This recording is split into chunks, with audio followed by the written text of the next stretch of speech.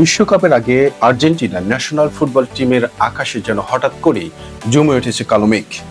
সবকিছু ঠিকঠাক চলছিল, দল গুছিয়ে নিচ্ছিলেন কোচ স্কলোনি, খেলোয়াড়রা নিজেদের ছন্দ ফিরছিলেন, কিন্তু কখনো কখনো ফুটবলের জীবনেও মতো এক মুহূর্তেই বদলে যায় সব হিসাব। লন্ডনের ঠান্ডা সন্ধ্যায় ম্যাচ চলছিল নিজের ছন্দে, হঠাৎ এক ভয়ঙ্কর সংঘর্ষ।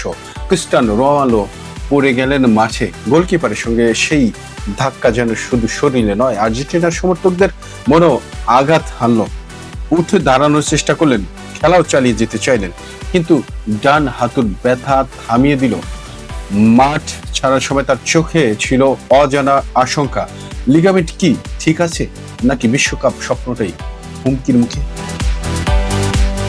এই দুশ্চিন্তার আগুনে ঘি ডাললেন আর এক তারকা, লাউতারো মার্টিনেজ, যার পায়ের গোলের জাদু, তার পুরনো ইনজুরি আর মাথা চাড়া দিয়ে উঠেছে। সদ্য সেরে উঠেছিলেন, আবারও চেষ্টা, তারপরে চোট, যেন শরীর বলছে এখনই কি ফিরে আসা ঠিক হলো।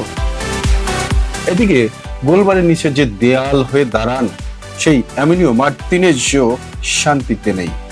ম্যাচ শুরুর আগেই ওয়াক আপে অস্বস্তি, আর মাঠে নামাই হলো না। তার জায়গায় নামলো নতুন এক গোলকিপার, কিন্তু প্রশ্ন থেকেই গেল, এই চোট কতটা গুরুতর?